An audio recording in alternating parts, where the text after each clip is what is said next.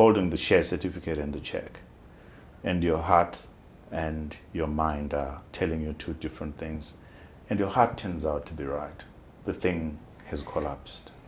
There's an effort to resuscitate it. Talk to me about the collapse. You saw this happen. What happened? Well, essentially, the company was very weak financially. It had become dependent on bank finance, really, for normal operations, which is no way to run a business.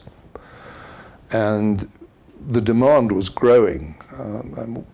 We need to recollect that the city 25 years ago was radically different from what we to the city of today. And if you go back to the inception of the franchises in the 1950s, 70 years ago nearly, radically different. So I think there are three things which stand out in my mind, Trevor, and those are policy, finance, and management. And they're intertwined, but they're the key issues.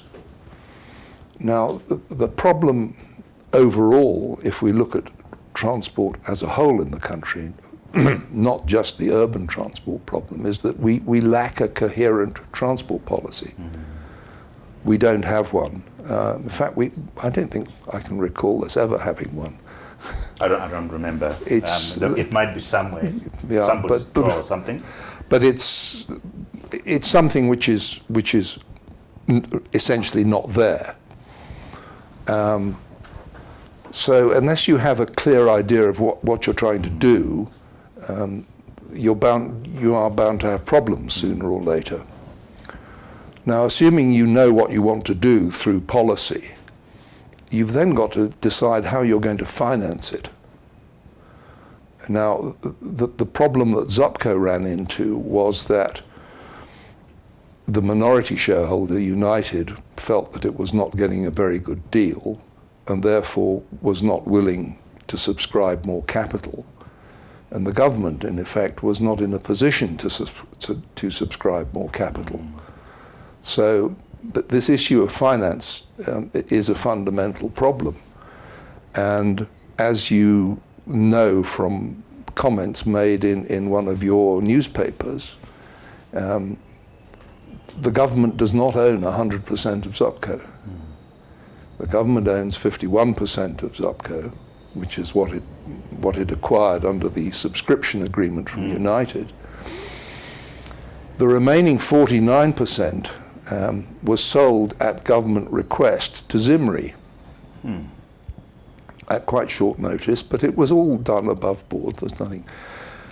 But of course, at that time, Zimri was government controlled. Zimri is not now government controlled. Stock market. But it does own 49% of Zupco, and presumably is not very keen on subscribing fresh capital. I don't know, but that's a guess. And we've seen from what's happening with Zupco at present that fresh capital hasn't been injected into the company. Buses are coming in all sorts of ways.